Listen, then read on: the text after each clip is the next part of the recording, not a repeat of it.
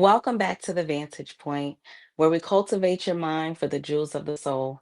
I'm your host, Azadi Malinki, and I'm glad that you all are back with us for another episode. Man, it's been a week. So, I don't know how many people were able to watch the previous video called Broken But Not Defeated. And I'm saying this because it kind of is an introduction into what we will be discussing today. We kind of established in that video that a lot of us as melanated people, man, we all broken. Not a lot of us, we are broken as a people. And we established that the word broken doesn't mean that you're like completely shattered to pieces where you can't, regain a sense of self. But in fact, the etymology of the word broken means separated by force into pieces. And we said that that force is ignorance. That ignorance and lack of knowledge is part of what broke us. Many of us don't know who we are. And so we've taken on these many personalities. And we're going to talk today about restoring the spirit. Who am I really? And of course, we have back with us today our Basesh, our Reverend Dr. AJ Varma. He's a scholar, he's a teacher, a leader of many people of this day and age. He's the only person I know that you can ask any question and get a real answer. Not red, blue, purple, pink. People ask, tell me about the universe, red, blue, purple, pink. No, he's going to give you realistic answers. His answers are going to be so detailed that you're going to need a little break. You're going to need a little break just to write it down. So, today we have with us Reverend Dr. AJ Varma. I'm so happy to have you here with us, and I want to thank you again for joining us. How are you today? We can't hear you. Doing well. It's my pleasure being here. Good, good. I'm glad to have you. So, as you know, we're talking about restoring the spirit. Who am I really? And I'm always proud to have you on because I always say, my teacher is your favorite teacher's teacher because I know you're going to bring the heat, going to bring the smoke. So, as it pertains to, because I have some things here that I just want to go through. Research wise, but as it pertains to this broken person, the person, the real you, the real person, that's been suppressed or that's been damaged, um, what, first off, what should we understand about this real person communicating with us or trying to come through to us? How does that look? Like, some people say, I knew that something told me. How does that real person even communicate or try to communicate with you? Well, first and foremost, when we look at scripture, we have to always look at the scriptures. The scriptures are very clear. Scriptures are very clear. It tells us that human beings were created a little bit beneath the angels. So you have some angelic, if you want to call it that, qualities. Mhm. Genesis chapter 1 says, let us create man, verse 26, let us create man in our image and after our likeness. So that image of and likeness of these Elohim, as they're called in the Hebrew, these Malaik or Malaikat or Allahumma, as it's called in the Arabic, these Naturu Elohim, as it was known amongst the ancients, these Orisha, as they're called amongst the people of Yoruba in Benin, Nigeria, Burkina Faso, the Sangoma, right? These people that were divine in flesh, right? We recognize we didn't see it as outside of you. It is such, and Christ, even in the New Testament, says, I come unto my own, and my own receiveth me not. But as many as do receive me, to them I give the power to become as the sons of God, to become an Elohim, to become like the Elohim. So there are those who walk this planet, who live here, and laugh and cry and reproduce and eat, who you are the descendants, the children. You're these people that is referencing. We would call it angelic descendants on earth. Angel gene, messenger gene, the RNA messenger, right? The RNA is a messenger. And so this gene is such that you have some pre-encoded information that goes back thousands, for some hundreds of thousands for others, millions for others, billions for yet others. And this gene has stored information genetically. It's called the DNA. So when you and I find ourselves in a space, in a place where there's been an interruption into the psyche, when kidnapping of melanated people took place, when colonizing of melanated people took place, when subjugating melanated people, infiltrating, miseducating, setting the wrong goals, stripping the languages, when all of those things happen, it created breaks in the mind, in the psyche. It created breaks in the collective consciousness of the gene, the DNA, what has been trying to record. Instead of it recording mother, father, mother, father, mother, father, I kidnap you, send children that way. Their children no longer have linked to grandparents because we don't know where grandparents are, if they're alive or whatever. So there's a disconnect intergenerationally. So the genes have, if you were making a chain of genetic sequence, there's missing blocks inside Okay. that, missing memories, experiences that we should have had intergenerationally that are gone, but yet the desire for that experience is still there. Okay. And so this is what Christ was saying. This is what the Quran was saying. This is all of the scriptures, when looked at it through African eyes, it's understood that it was trying to repair. We're discussing today this idea of repair. How do you restore your spirit? How do you restore your personality? It has to repair. And we're talking not from a spooky pseudo spiritual, we're talking DNA. We're talking RNA. We're talking chromosomes. We're talking dendrites of the brain. We're talking neuroplasticity. We're talking epigenetics. These are tangible things. These are the biological names of them. And because original spirituality or religion was not anti-science. You see, when spirituality or true religious identity was at the Niger Delta, Timbuktu, Songhai, all the way down through Tuba, all the way down through the Kondo Confederacy, all the way over into Ashanti land, all the way over into Yoruba land, all the way over as the Tuareg moved across the deserts, all the way down into KwaZulu Natal. As this doctrine all the way up the Nile into Uganda and going up into Nubia, all the way through Koroma, all the way through Tuti, all the way up into what they call the area of Beta Israel in Ethiopia, all the way into the lands of Namibia. Wherever this gene, this DNA went, these were people who understood biology, anatomy, physiology, psychology, our own understanding and comprehension of it, and how it interconnected us to creator, to source, to divinity. And in fact, because of it, allowed us to be divine. When that existed, the brain didn't have these missing experiences because each generation repeated certain coming of age rituals. When a young woman Okay. became a woman, coming of age ritual in a young man, circumcision ritual for the young man, dress code ritual, hunting ritual of Native Americans or the Mhm. Caribbeans of North and South. These rituals and things that we did kept the gene experience intact. But today there's a break in the psyche.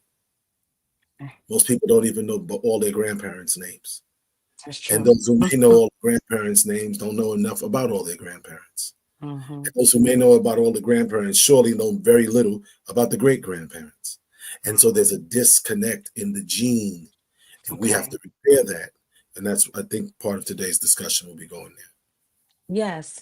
So this next question, maybe you can translate it into DNA, into the gene that we're speaking about.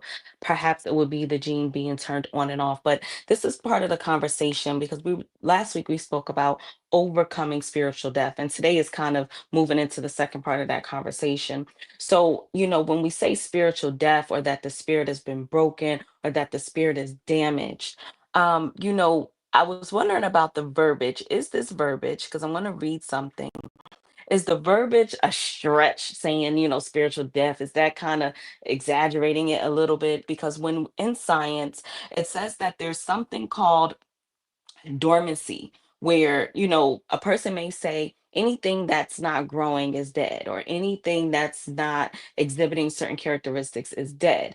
But in science it says dormancy, many organisms enter a state of dormancy where their metabolic activity is significantly reduced, or halted in response to unfavorable environmental conditions. And that's what we're talking about, is the environmental conditions, right? Opposed to being dead, where it says dead is once alive but cease to exhibit characteristics of life.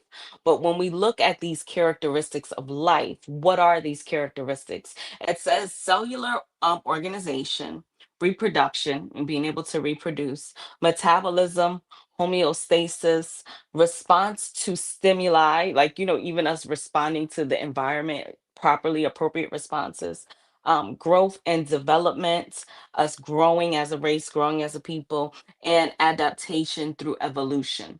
So one is a state of dormancy, and one is a state of being dead, which is not exhibiting any of these characteristics of life. So as we're looking at restoring the spirit or overcoming spiritual death, is that a stretch? Did I name it death? Is it really even death? Because the Well, real you still it's exists. right. It's not a stretch, but here's Mhm. what happens. If we Okay. looked at the book of John, chapter 1, and then we looked at Psalms 23, let's take these two quotes, right? Passages. In Psalms 23, it talks about he restoreth my soul. Okay.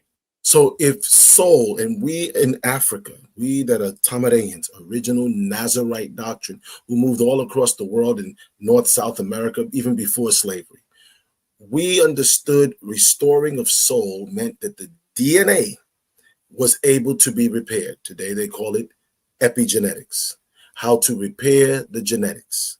So, in this understanding today called epigenetics, we call the restoration of soul, Psalms 23, called the Zabur in Arabic and the Tehillim in Hebrew. The soul could be lost. What does it profit a man to lose his soul? To lose his soul, to gain the whole world and lose her or his soul, to lose their soul. So, soul, the DNA, the genetic link, soul manifests and is perceived via the DNA. The DNA can be interrupted. We can breed with other people outside of self and kind, violating the laws of Leviticus 13 and 14 and Deuteronomy 7. Or we can keep ourselves genetically intact, eugenics, proper eugenics, not based off of wrong racism, practicing what is best for the gene and ensuring that that gene stays intact. Or we could lose our way, and then somewhere in that gene, the gene says we must repair ourselves and begins to marry back in to a stronger genetic line, stronger mind, stronger spiritual connection, spiritual disciplines, lack of so much trauma in the gene. Because most people, instead of doing that, we end up marrying or getting with people who got just as much trauma as we do. And I believe it's called trauma bonding. One of the things I know one of our teachers, student, priestess, Dr. Ford, speaks about this in her. She has a thing that comes on called Melanin Mind, this idea of trauma bonding.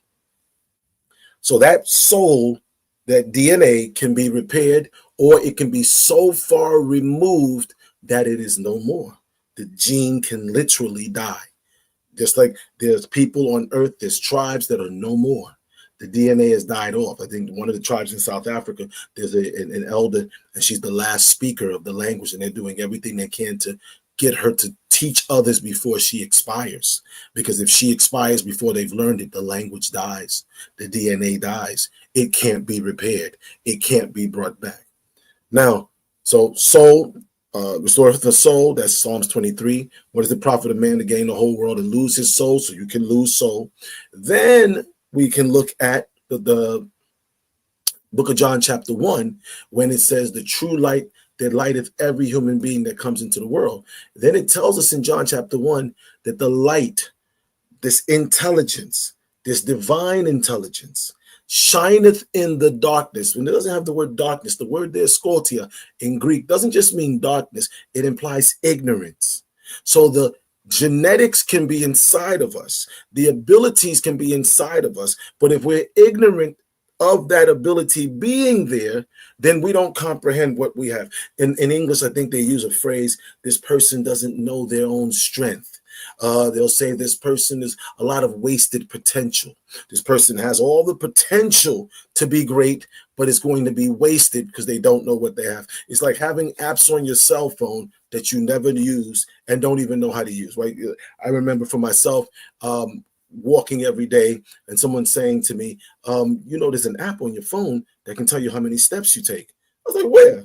It's like the heart on your iPhone. I said, really? So if I pressed it, I started. And they said, no, it started from the time you got your phone. I was like, no way. So I pressed it and boom, pressed it again. And it told me how long I'd been walking since I got the phone, what I was doing. So I had this knowledge, this light, but I was ignorant of it. And being ignorant of it, I didn't maximize its usage. And not maximizing its usage, I thought I was walking enough every day until I saw 2,000 steps, 2,500 steps. I go, whoa, I might as well be in a wheelchair. No offense to the people in wheelchairs. But this is the variant. So you didn't have a stretch. It's just plugging the scriptures. And I think that's what we're here to do today, be able to plug the scriptures so that the scriptures come to life through African eyes. I'm not hearing you. Mm, Yes, you're there. I'm here. Okay. Yes, you are. So, the crippling of this power or this potential, we read some of these personality disorders. That's what I want to talk about because it seems like these personalities tend to cripple or to hold us back from our full potential. Because now all of these behavioral traits are very limiting to who we are, who we actually are, and what we can manifest. So, I want to go back to some of these personality disorders and it says here identifying a personality disorder in someone requires careful observation of consistent long term patterns of thinking, feeling, and behaving that deviate from cultural norms. So I'm thinking, I'm hoping you can explain to us a little bit more how it deviates from the cultural norms because culture must play a big role in this personality disorder. Well, Cause significant no, sorry. distress. Go Hmm. ahead. Well, I was just going to ask you before you said that. I just want to touch on something, if I may. You mentioned about this. Can it be dormant? Right? In the Yes. last question, the Yes. God or the divine gene can be dormant. That's what it means about the true light shining in you, and you comprehended it not. It's there. The app Okay. is on your cell phone. The app Hmm. came with the computer, with the laptop, or the iPad, or the wireless device. The app is there, but we've never used it, so it's Okay. dormant. Okay. Divinity is in you, but if you're not using it, it's dormant, right? And when Okay. something is dormant, it's a lack of spiritual growth, or a lack of connection, or not being connected or plugged into the higher power. You're not actively engaging with it, right? Hmm. Hmm. It's like winter time. It's dormant in us, but it's not being prepared properly. That Hmm. dormancy, that's important. So I just wanted to put that in there. Now Yes. to your question you just said, if you can repeat the last piece for us, please. Yes. So I'm gonna have first I wanted to just read a little bit about the personality disorder as it pertains to psychology or how they depict it. And then I want to see what does the Holy Coptic Church say about these personality disorders because I'm hoping that we can see that the power, that potential, what is lying dormant is being crippled and it's actually manifesting as these personality disorders that we see today.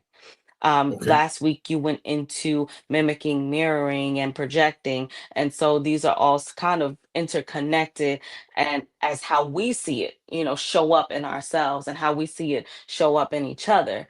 And so it says that personality disorders, identifying it as a personality disorder in someone requires careful observation of consistent long-term patterns of thinking.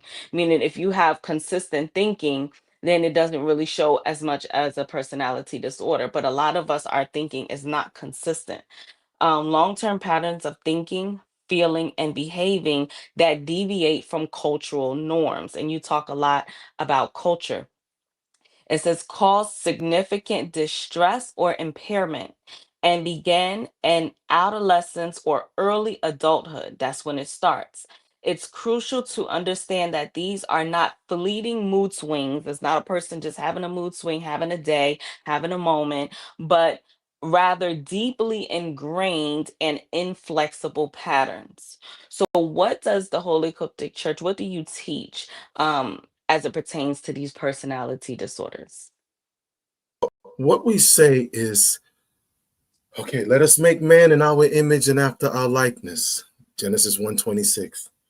The Quran, um, did we not create human beings in 6 days and or creation in 6 days? وَلَقَدْ خَلَقْنَا السَّمَاوَاتِ, right? And rested on the seventh. This idea of get you all down from here. The scriptures in Quran and Bible, Vedic text has the way they put it. Everyone has a way it's spoken. When we talk about personality disorder, the first problem with just that blanket statement is to say everyone came from one individual man, one individual woman who was taken from the rib of that one individual man. There's a Right. problem because that one individual man being created in the image and likeness of God would only have one type of personality, which would be God's personality. But the issue, right? The issue comes in is there were different types of angels. The Quran calls them the Jan. The Quran calls them Jania, right? The Quran calls it Ifrit. They literally use the name Ifrit in the book, the holy book of the Muslims, in the 27th chapter, the 38th to 40th verse. They use the word Ifrit. The Quran uses the word Marid, right? Another group, the Marid, and they're mentioned in the Quran, right? That would be the Quran uses that term for rebellious, and it's very clear when it uses this term, Marid, Ifrit, Jan, Jania. These are types of angels who themselves had personalities, diabolical, right? If you go to the Latin in the New Testament, Diablos, diabolical, Lucifer, light bearer, dragon, Dracos, Satan, thing of clay, Shayatin, a thing of clay. Each of these has a nature. Old Testament, back in Genesis 15, Raphaim, healers, faith healers. They didn't really heal, but they illusion of healing. You have the Zazumims, you had the Imims, you had the Nephilim, you had the Anakim. These are also species of fallen angels who are humanoid, and some humanoid reptilian, and some reptilian. And all of these, when you look at from the Old Testament, again, those names, Anakim, Zazumims, Imims, Raphaims, Luciferian, and you go to the New Testament, Diablos, Hasatan, etc. You go to Quran, Jan, Jania, Ifrit, Marid. All of these have nature, have personality. The problem was original African theology didn't talk about one man.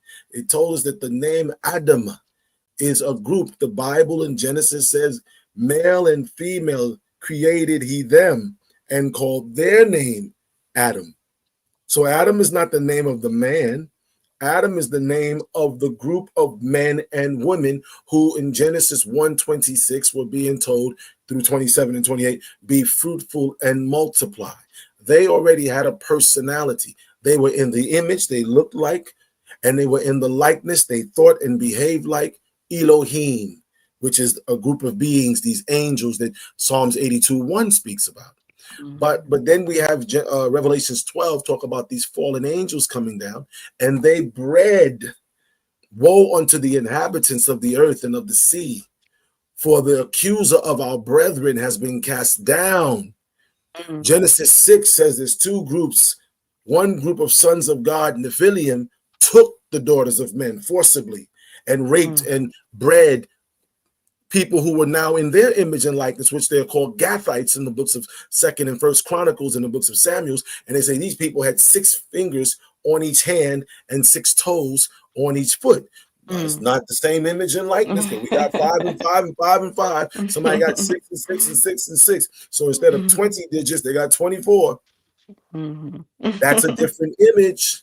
And then Mhm. nature, that's a different likeness. So that's a Yes. different personality, right? Yes. Then you had a Mm. group of beings called Nazarites, and these were angelic descendants on earth of the good angels. So these personalities are all running around. Then you got mortal beings. The Bible uses the term in Genesis 4:26 and in Genesis 5:1 of Enosh, meaning mortal, human being, mortal.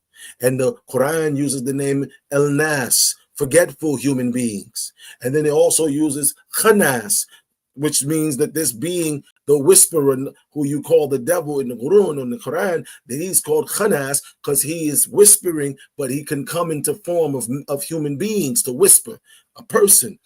Genesis 3:1 calls him Nakash, a divination one, a one who uses enchantment. So these personalities, because we weren't supposed to be marrying outside of family and tribe and nation and kindred and tongue, and someone forcibly through the Aryan invasion of Africa, the Oriental invasion and kidnapping of Africans, the Indo-Arab invasion of the what they call the Arabian Peninsula, which was all Africa black at one time, melanated people, or the ancient Ainu people of the Orient of China and Japan and North and South Korea.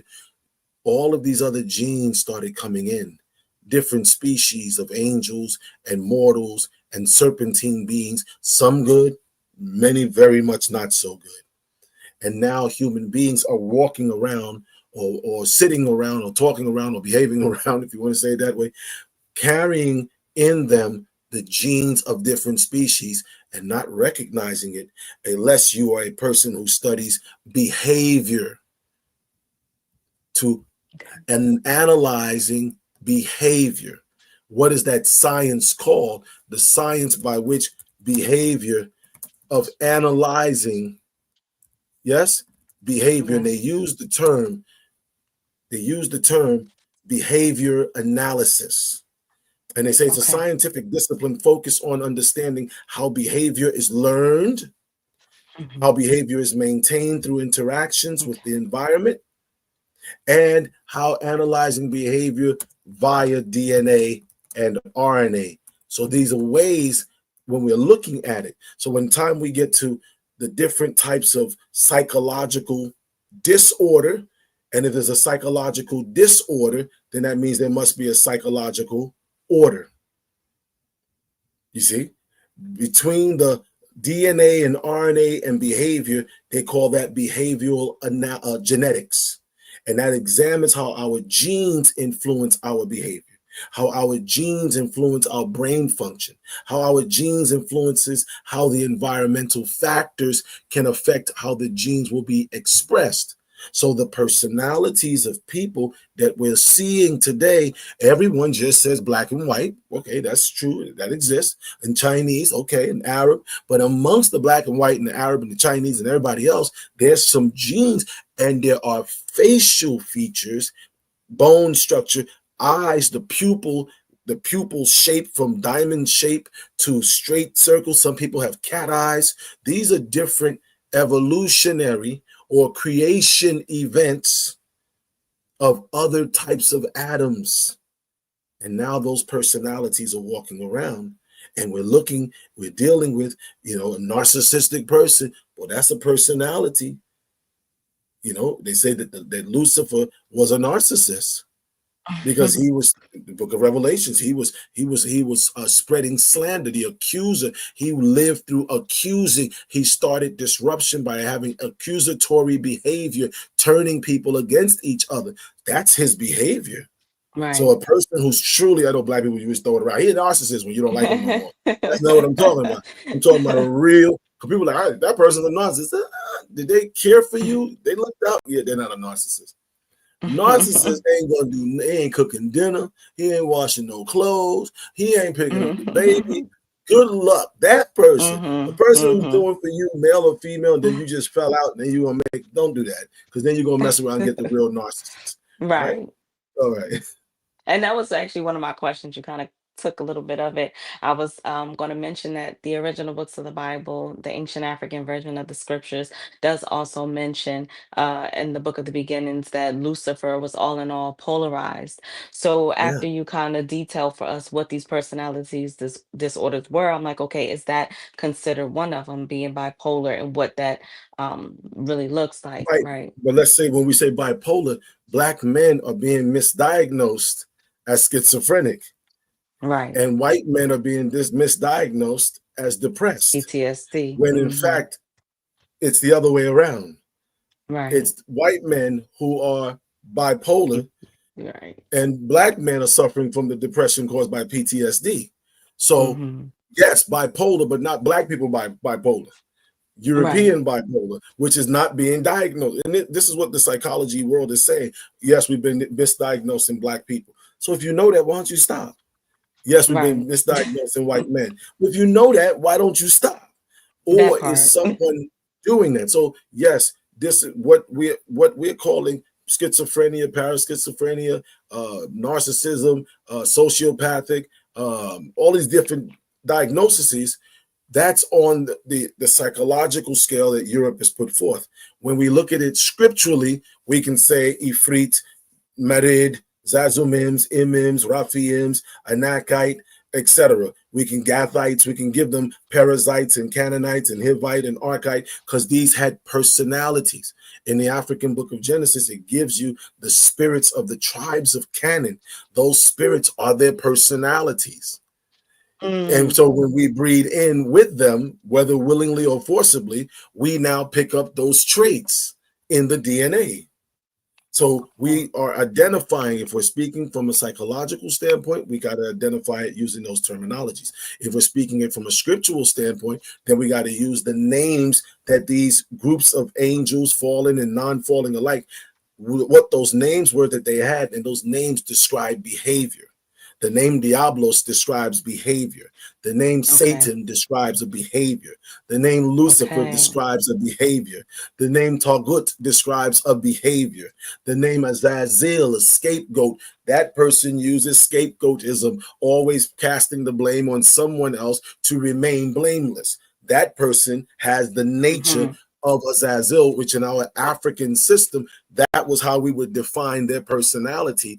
Today, you would call that sociopathic disorder, right? A person Hmm. who was always spreading poison between people. That diagnosis was Samael, one who poisons people by starting dissent verbally. Today, what do they call a Hmm. person who constantly spreads gossip and dissension, right? The Hmm. psychological, let's see if we can find it, right? Yes. Psychological name of persons who spread gossip. Mhm.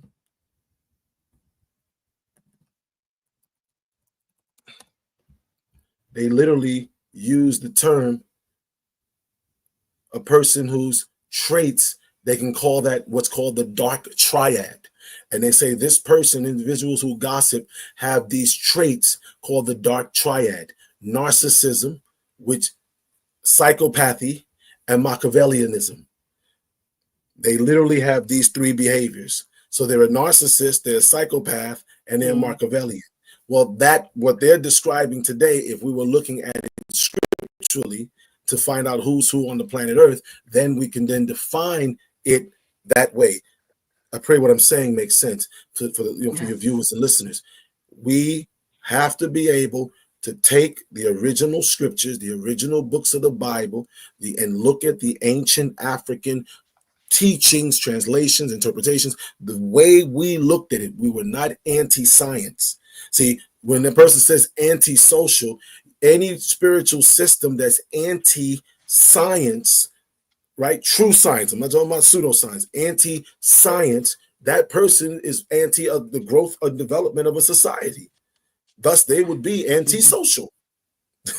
It's Hmm. a weird Hmm. way they use words and never really define clearly how those words can become contradictory. I Okay. pray what we're saying makes sense. Okay, so yes, and I'm going to try to streamline it this way because in what we discussed yesterday, we went over some of these events that trigger self-hatred and some of the way that it's characterized, and a lot of it spoke about the like childhood traumas, um, experiences of violence and discrimination, betrayals, um, perfectionism, negative self-talk, social isolation or feeling out of place. And since you said antisocial, it kind of triggered the thought.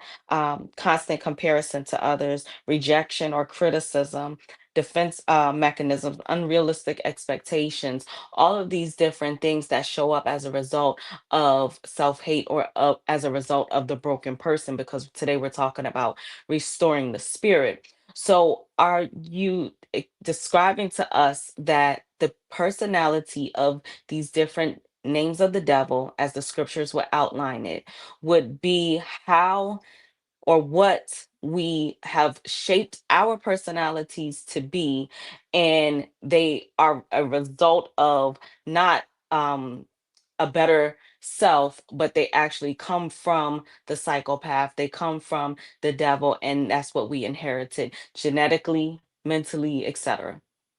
Right. We're saying Genesis says, let us make human beings in our image and after our likeness. Book of Revelation, Mhm. that's Genesis 1:26. The book of Revelations Yes. 13 warns us of being in the image, of taking on the image and likeness of the beast. So when we were kidnapped and infiltrated, subjugated, miscolonized, enslaved, mistaught, misaligned with our original culture and ways and nature, when that happened, during this time from 1400, 1600, etc., depending on which, and even back to the Arab enslavement and Aryan and Oriental were also doing the same. Each one was removing from us our ways and inserting their psyche, inserting their way of thinking, their way of doing things, their ways of wanting and hating and loving. And we took those ways on, believing that it was a way out. Right? If you're a slave and you're looking at a master, your goal is, man, if I can become a master, I won't be a slave no more. But in becoming the master, we take on his nature. Right? Some were able to get freedom without becoming the master. Can you say that say that one more time for the ones in the back? Just one time. Again, if we are enslaved and you Yes. think, well, if I could ever be like the master, then I'll be free. Right? Because one of Hmm. the things we were always afraid of, even when you got your freedom, was you could always be re-enslaved by someone who didn't believe you were free. Many Hmm. times a slave would be freed on one place, be a freeman, and then somebody else could kidnap you. They did a whole movie, 12 Years a Slave, and send you to a slave place that doesn't respect the fact that you were free. So Right. what some people were trying to do is become a slave master, become a master Hmm. of my own plantation, where at least I know no one can enslave me. That's taking on the image and likeness of the beast. Some did it to Hmm. buy slaves and free them. Some did it and became just as draconian in their behavior.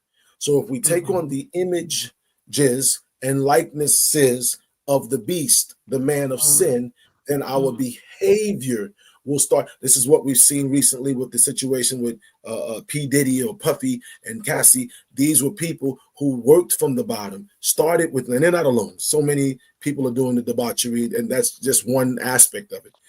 And Hmm. came in with the right intention, did good things, started getting businesses going, but over time absolute power, surrounded by nothing but yes men and yes women, people willing to do whatever you say without saying, nah, that don't make sense, right? Because they're getting a buck, they're getting a dollar, they're getting a pound.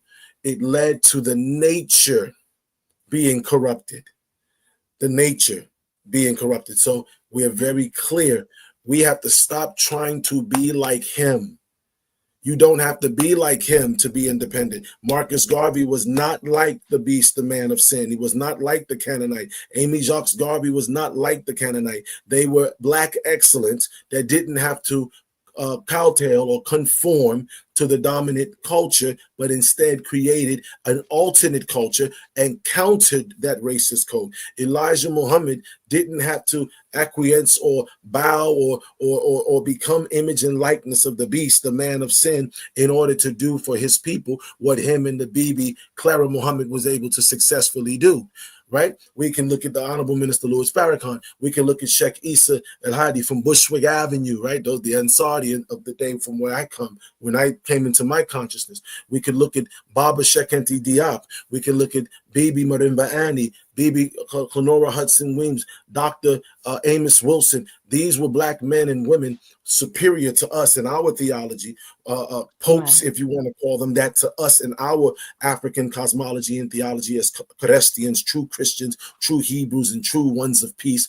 If we look at them, they didn't make it either be rich or die trying. No, you can get rich and not have to die trying, right? The only reason Right. you're going to die trying is you're going down the wrong way of earning that wealth. But you got to first define what wealth is. If wealth is only being like him, we're going to get physically paper rich and be corrupted because he got all this money and look at the way he's behaving. So that's not Mm, really, that's gaining the whole world and losing your soul. And that's what we've just watched in the media. Black people mm-hmm. who are affluent people gained everything any person could ever want. And now look at their soul. Look at their Mm, legacy. So we got to be mm, mindful. We need to do the Garvey, do the Elijah Muhammad, do the Noble Drew Ali, do the Bob Marley, do the people that show that no, you can have wealth, you can do well for yourself without mm-hmm. compromising your integrity and allowing your nature to be altered. And that's Okay. the key. We're not letting don't let no one alter your nature. Mm, Absolutely. Some people say okay. power corrupts. No, absolute power corrupts. Mm, Power doesn't corrupt. Absolute power. Okay. mm, okay. Now, I want to go back to something you gave us last week, and you spoke about projection, right? Now, as we look at this projection, because many people would say, well, these traumas that you listed, as you speak about childhood trauma, or as you speak about, maybe even any type of abuse, sexual abuse, etc. All of these things that we're looking at, I didn't see that in the form of another race because you're saying it's been projected from other than self and kind. And that's how we develop this mentality, this dislike or this hate or hate for self, etc. So if I didn't see it come in that form because my mom did it or my dad did it or my uncle or whoever, ex-husband, whatever, and they look like me, they were brown like me, then how can I see that projection as being what you're describing? Well, it's interesting you said it that way. We're clear in what we're saying. We're not saying it's only black and white, though that is the premise of the initial understanding, right? Initially, that's where it started. But now that people have crossed genetic lines, breeding outside of family, tribe, nation, kingdom, genetic material, now we have cross traits, like it's like splicing two different plants, right? We can an orange with a nectarine to give birth to a tangerine. We've now crossed species. And once this has happened, we've got to be mindful of what we are looking at. So now, how would you see it? Deuteronomy, the 21st chapter, verses 18 to 21, and it reads, if a person, a man, has a stubborn and rebellious son, which will not obey the voice of his father or the voice of his mother, and that when they have chastened or chastised him, will not listen unto them. Then shall his father and his mother lay hold on him and bring him out unto the elders of his city and unto the gate of his place. And they shall say unto the elders of the city, this our son is stubborn and rebellious. He will not obey our voice. He is a glutton and a drunkard. Now, these terms that are being used, stubborn, the word rebellious, married, if I bring it up on the Blue Letter Bible, if you don't mind. Right? If we bring it up on the Blue Letter Bible, Yes, please do. and we're gonna look at it because again, we're very much determined to always give scriptural reference so that Yes. people who believe in the scriptures as the Bible or Quran can't say where it don't say that. I'm interested in talking to those people, and the conscious people can fit in where they get in, right? Yes. Deuteronomy, because you got to have at least a point of start. Doesn't mean I have to agree Yeah. with what it says, but we got to have a foundation. If not, it's just a pseudo conversation and we never get anything Right. accomplished.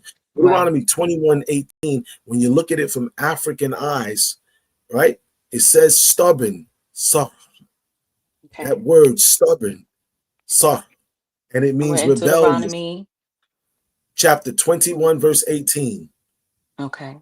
right? Rebellious, stubborn, revolting, backsliding, right? Rebels substantially, rebels, backslides. So this child has a nature of Iblis, the name Iblis, Balasa, to rebel. Then they use the word and rebellious, Mara, Marid. That's a race of beings. Marid, rebellious, disobedient. So this person has a nature of rebellion, a provocatory nature. Then it goes on when we got down to the next verse.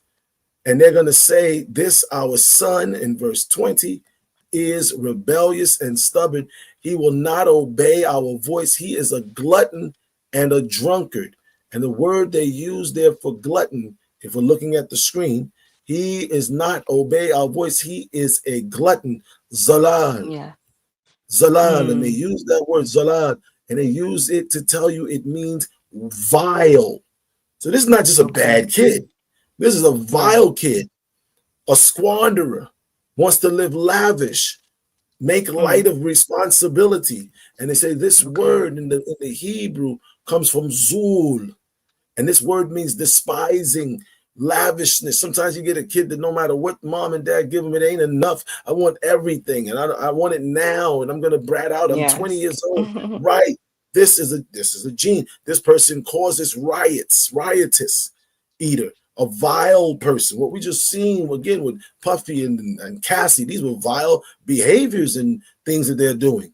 And a Yeah. drunkard, Shobi, a Mm. drunkard, Sobi, or Sobet, a Okay. drunken liquid person who's gonna imagine you add rebelliousness with disobedience, with vileness, now add some liquor.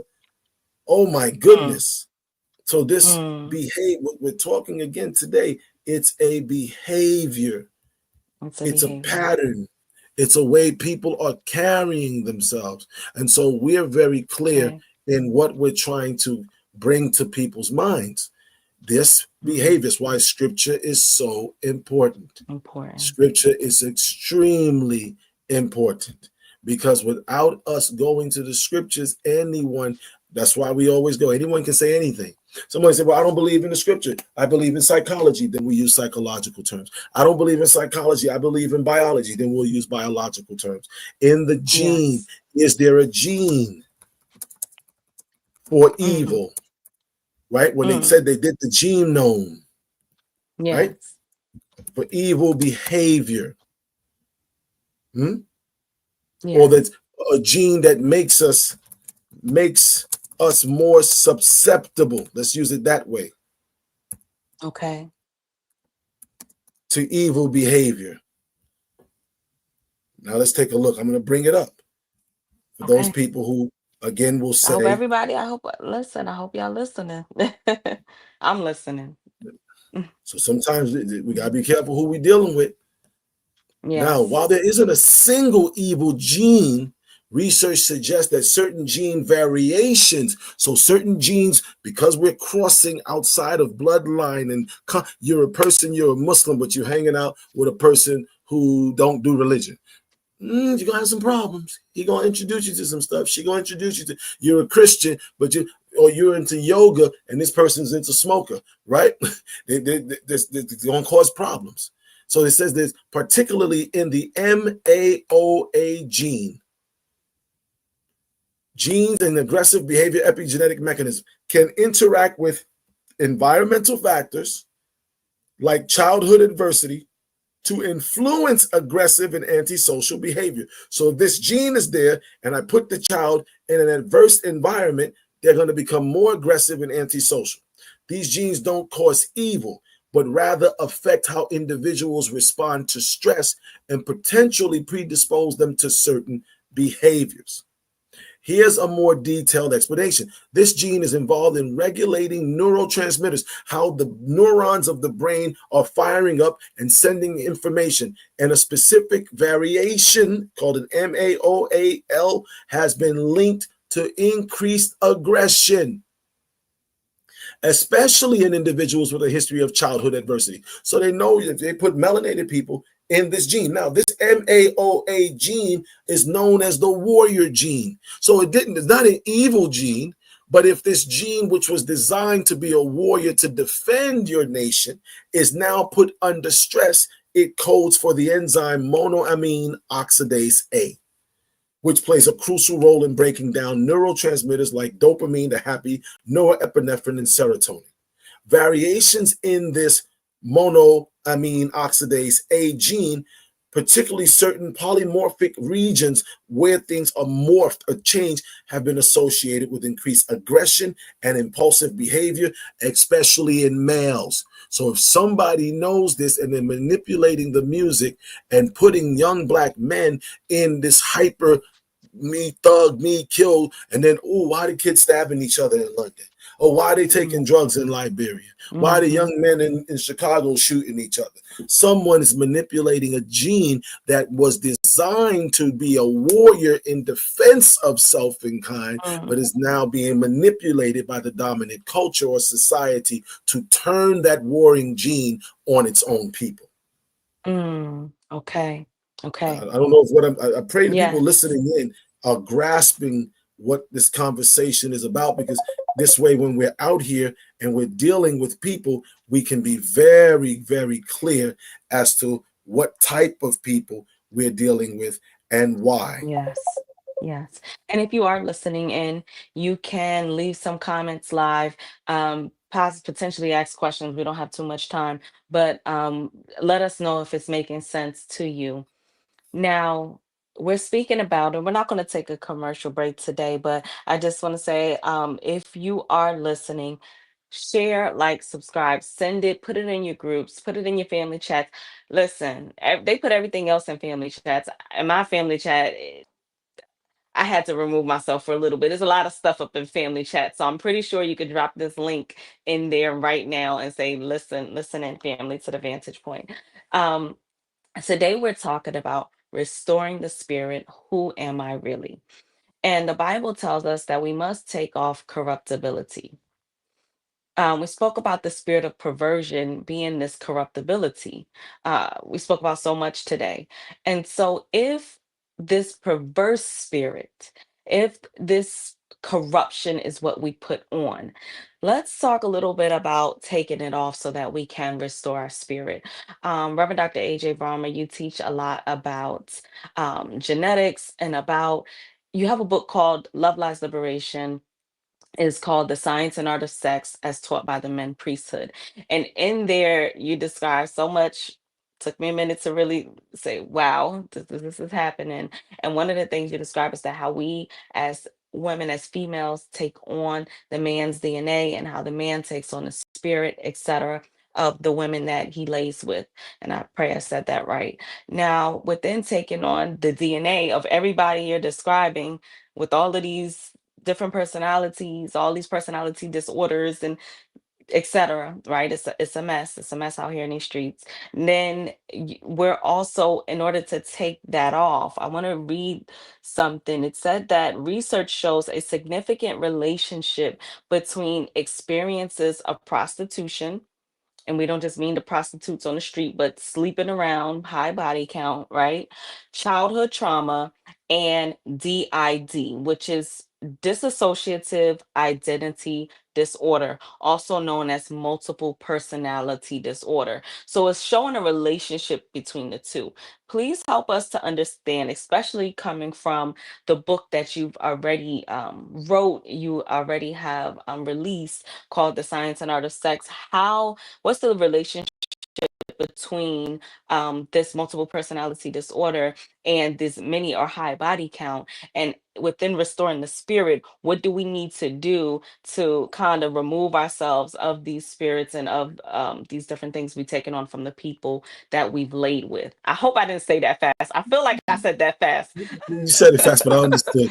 I think people need to realize environment, right? Mhm. Environment, who you're around, who you associate with, who you study with, who you are you studying, are you reading? Scripture says edify to show thyself approved. Are you Right. edifying yourself? Are you watching all the TV shows and binge watching all the fun movies and shows on television, but never edifying yourself, never learning the things that you weren't taught as a child, never ensuring that our children are learning what we were not taught? Scripture teaches us again, and this is in the Bible, in the book of Genesis 6, it says, every imagination of theirs was nothing but evil continuously. The book of Acts, chapter 2, verse 40, talks about an evil and corrupt generation. An evil and corrupt generation. It talks about taking off corruptibility and putting on incorruptibility. The book of Matthew, chapter 12, verses 38 to 42, as well as Mark chapter 8, verse 12, says that an evil and adulterous nation craves or seeketh after a sign, yet no sign shall come unto them or be given to them except the sign of Jonah. So people are evil and an adulterous nation. So evil, they're using the Greek evil, anomia, lawlessness, and adulterous, which is debauchery, rampant sexuality that's decadent sexuality. We're looking at that today, where we are now we want to be in the image of these people who look to be affluent without asking ourselves, how did they get affluent, or who gave them that affluence? What did they have to do? Whose children are they? Now, I'm not saying every rich person is a bad person. I'm saying the rich people that are doing bad things, the affluent people that are doing decadent things, whose children are they?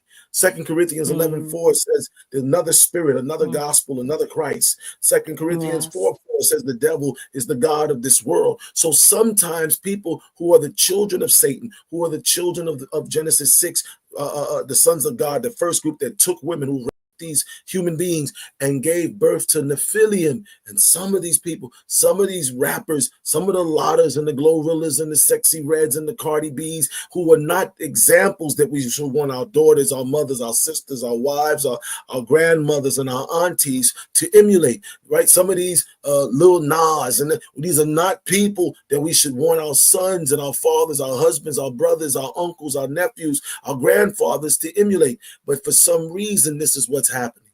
And there's a gene, just like there's a gene for the aggression, which can either be a warrior gene to protect us or a warrior gene to turn on us, where there's also a gene that when they check the human genome, what we just read about people, we wrestle not against flesh and blood, but against principalities of spiritual wickedness in great and high places. That spirituality, that RNA, spiritos, not spirit floating around. There's people whose spirit, whose personality, whose RNA, whose messenger is of the gene of fallen beings. And they come in black skin, white skin, Chinese skin, Malaysian, and Caucasian, right? Tiger Woods people, right? When you look on it, if we look, and I'll show you, right? We had first the MAOA gene, they call the warrior gene. Well, you got another gene that's there. See, it's right here. Is there a gene that makes us more susceptible to corruption? And they call it the CDH13 gene. When we look up the CDH13 gene, also known as the H-caterine or the T-caterine, it encodes a protein. So in the foods we're taking in, there's proteins in that body that is involved in your cell adhesion and is located on chromosome 16q24. Now, for people say, I don't follow that.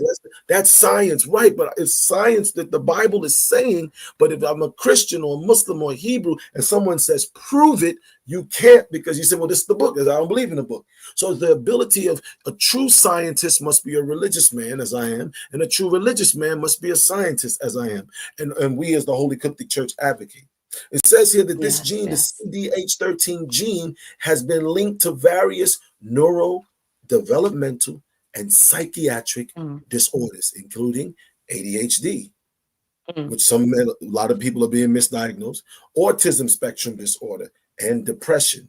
CDH13, now how they use this to misdiagnose Black people and misdiagnose their people, is a unique member of the caterine family being anchored to the cell membranes by a GPI moiety, rather than a transmembrane domain and lacking typical cytoplasmic domain, the way the cytoplasm is supposed to work. How does this work? It interferes with the axon growth and the synapse formation. So how the mind works and how you think and how thoughts are transferred. When it says they had nothing, all of their imagination was nothing but evil continually, this is a Mhm. risk-taking gene, Mm. a Okay. gene that makes you more apt to take uncalculated, non-self-preservating or preserving things, Mm. exhibiting behaviors, hypersexual behaviors that a normal person, when we see the young lady Cardi B being pregnant for whoever she was pregnant for, and then he cheated on her, so she gonna sleep around with somebody while she 8 months pregnant and endanger her baby. And everybody, and some people like, man, that's all right, she Yeah. got him back. Other people like, yo, that's crazy. Well, this is a Right. gene that makes this behavior, you see, and it makes it associated with lower agreeableness scores. So they're less likely to agree to doing certain things that would be beneficial to Mm. preserving themselves. In Mm. psychology, neurodevelopmental disorders, hyperactivity, not misdiagnosed, as many melanated boys are being misdiagnosed in girls, but these genes can also be turned depending on the genetics. So the warrior gene in a melanated person who's raised right and trained to defend self, one gene, or a Canaanite who's a serial killer under the right environment. So environment plays a very, very, very, very important role, and people Mm. don't want to address that. And of course, the Mm. European or the Indo-Arab who's Ooh. mistaught us, he don't want us to know this, right? Our Mm. religion, I'll say it again, there's nothing like the Holy Coptic Church of the Black Messiah. I come from a teacher, and what he taught me, Sheikh Isa El Hadi Al Mahdi, what he taught me from a little boy, Mm. age 12, and how he taught me to think, not what he gave me, just the showing you how to think and what he had. And he said, you're going to go further than me because you're going to have technology. You're going to have access to the internet. You're going to be able to read in real time and research at the speed of light. And now for the last 23 years, having taken that, what he gave me, and built on it to now be able to teach my students in our congregation to go beyond just merely reading King James's translation or some other Quranic Marmaduke Pigtail or Maulana Muhammad Ali's translation. No, look in the word. If the word, language is key. In the Mhm. beginning was the word. Look into the word, but don't always just say, oh, this is called corruption. But what makes people corrupt? We all come from God. God Right. ain't corrupt according to you. Oh, but it says another God, another spirit, Right. a spirit of perversion. Satan is the God of this world. So if you got Satan gene, or you're taking on the image and likeness of Satan's genes, then every imagination, all of the dendrites, all of the synapses in the brain is Mm. nothing but evil continually. So you're going to get all this money, profit the man to gain the whole world, and you're going to lose your soul because you got all this wealth. And instead of taking the wealth and empowering your people, we take the wealth and make our people more decadent. That's Mm. the devil gene, or Mm. that is a human being who's taking on the image and likeness of the devil gene and inevitably will become like the devil. And that's what we read in the Mm. book of Genesis chapter 4. Cain was from the seed of the woman Eve. Cain, Qabil, right? Qabil in the Arabic, Cain in the Hebrew. Cain, Qabil, and that group Mm. called Cain, Qabil, the African Cain, they were of the seed of the woman, the African Eve. Mm. But they took on the image and likeness, and it says that in the Better Sheet, the African book of Genesis, they would no longer have to be led to do evil. They will help now create more evil. Nobody was making P. Diddy do evil. P. Diddy now, nothing but evil continue. His mind now became engrossed and enamored with debauchery, and debauchery Mm. became his norm. And this can happen to anybody. All of us here, I'm sure if we Mhm. dig in Mhm. everybody's closet behind that extra pants and Some dress we got on the hangers, skeletons. there's some skeletons that'll fall out, and everybody be like, oh, what's all these bones? And realize the people had some, we had some behaviors, and Mhm. sometimes it was behaviors that was triggered or induced through drug uses or alcohol, another form of a drug, or through peer pressure, or through curiosity, or through the gene. All of these things are happening, but now that the genes have been mapped, I'm able to say, hey, Mm. let's take what they got, let's take the psychology, let's take the sociology, let's take the anatomy, let's take the physiology, let's take the solar Mhm. biology, let's take the agriculture and the biology and the scriptures and the linguistics and put it all together. And when we put it all together, it flows and it becomes a true religious identity that all people of melanin can identify with, Now, people of Mm, non-melanin can identify with it mm-hmm, also. That don't necessarily mean I'm going to focus on them, because my mm-hmm, job is to help my people. mm. See, whew, all right. This is why I need you to have a permanent seat here on the Vantage Point. Don't go nowhere because we need you, okay? The way I would have described that is like, girl, we all jacked up. Listen, take a seat. Let me tell you, da, da, da, da, da, da. That's my save the world delivery, and then we're done. But no, thank you for that. That was very, very, very intense. But I need to go back for a second because I asked, how do we take it off? You told us we put some more on. I'm like, man, so what does the person who slept with a Diddy, or you got my viewers a little worried. Like, what if I slept with a you Right, know, but no, the whatever. first thing is to So know what it is. You can't take something off if you don't know it's on. So we had to first give everyone what to identify. Now, yes, how do yes, you take it off? It yes. says take off corruptibility, but you just can't take it off and put Mm-hmm. on incorruptibility. So now that we know what corruptibility is, now that we know that we've contracted the disease, or some form of the disease, it's catchy, hachu, somebody caught it. Mm-hmm. Now we know what it is, but when you take it off, you've got to put something else on. Mm, Incorruptibility. What is incorruptibility? It's that morality. part. Morality based off of what? Mm, Scripture. Because if there's a gene for corruptibility, hmm, mm, is there a gene for incorruptibility? mm. Well, it's The called God gene. self-preservation. Okay. Self-preservation. Is there a gene for self-preservation? So it's not putting on something symbolic, it's learning how to turn back on the gene. Somebody Okay. turned off the gene for self-preservation.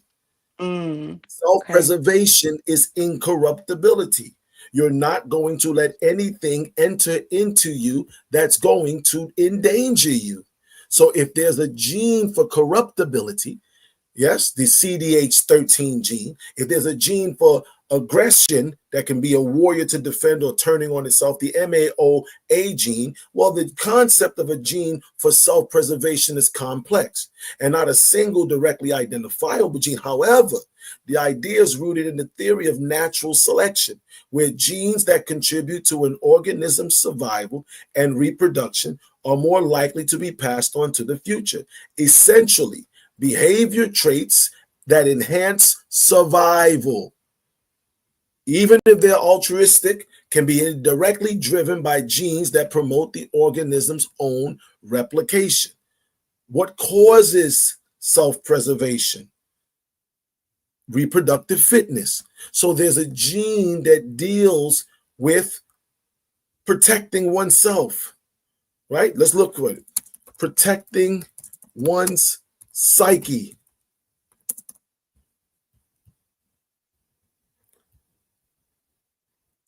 While no single gene for protecting one's psyche exists, certain genes like the BDNF and variations in the serotonin transporter, serotonin, melatonin, serotonin. So there's something in this gene, the serotonin, the melatonin. So melanin stabilizes, serotonin stabilizes. It transports the gene, the oxytocin receptor gene, OXTR, has been linked to resilience. So if I'm always broken down and depressed, something is attacking my oxytocin receptor gene. Something's attacking my transporting gene of the serotonin. Something's is attacking my BDNF gene, which we can look at and see. It's the brain-derived neurotrophic factor. It plays a crucial role in brain health and function. It focuses on your learning, our memory, and our neuronal survival. It's about growth and maintenance and survival of nerve cells. It regulates what we eat. But if we keep eating all the crappy food and drinking all the crappy drinks and hanging out and doing all these things, it's going to have an effect on us. I pray what we're saying makes sense. Yes, it does. That makes a lot of You see? sense. So we can take it off, but we got to now turn back on these genes, and you do that by that which you believe, Mm-hmm. your exercise, you're walking every day, you're eating better, getting out of the big cities. You might work in a big Yes. city, but we got to come together, buy land away from the city so you get around green, you get around fresh air, you put in your own wells. The science and art of sex is taught by the men priesthood. It talked about this. Your environment will shape you because the environment we're in, your RNA is decoding the environment to tell the DNA what cell behavior or modality or morality to send forth. If I keep hanging around corrupted, debased people and goals and ideals, if every imagination of the thoughts of my heart, of my desire is nothing but decadence and evil and wickedness and betrayal and anger and jealousy and all the gutter and all that crappy, if all of that's my norm, and in fact we glorify gutter, we glorify crappy, we glorify slackness, we glorify pimpology and pimps, we glorify prostitution and stripper. I'm in love with a stripper. I don't mind if Mm-hmm. you strip all Mm-hmm. day as long as you come home to me. When we glorify that, when we F my Right. baby daddy, when that is become music. And the great BB Dr. Frances Cress Welsing in her ISIS paper, she said we are the only people who sing our destruction. When we celebrate our destruction, when we call destructive music or music that makes us hate ourselves, or television programming that makes us, when these things are happening, we got to take that off. So if I'm a person that's always depressed, first thing, I'm not listening to no more rap music that's going to tell me that I'm a bad person. If I'm gonna listen to some rap, let me get some KRS-One or those kind of underground rappers that still exist today, that are rapping positivity, that are rapping Yes. education, that are rapping racial upliftment, that are rapping power to the people. Let me listen to that. Because there was a Mm-hmm. big Mm-hmm. difference in my generation between me listening to KRS-One and Rakim and me listening to Onyx. There's two different. One was straight out the sewer. The one was edutainment. One was Boogie Down Production. Boogie Down Production with KRS-One, the great KRS-One, and Miss Melody and those people. What they were rapping, that was upliftment. What Onyx and them talking about slam, introducing slam dancing to black people as an invasion of black culture, that was detrimental. Whether they knew they were doing it or not, the results have spoken. Right? So Mm-hmm. the music we listen to, we got to shift it. You stop listening to corrupt music, start listening to some Andre Waldenwinder, some Susan Shiani, right? Those are white artists, so you can't say I'm a racist, right? Or you can listen to Mama Duke Debati. You can listen to Sonia Jabati. You can listen to Kora music. You can listen to the Sistrum, Ravi Shankar and his daughter, Anushka Shankar. They play the Sistrum out of India, Black India. So we can start to do those things.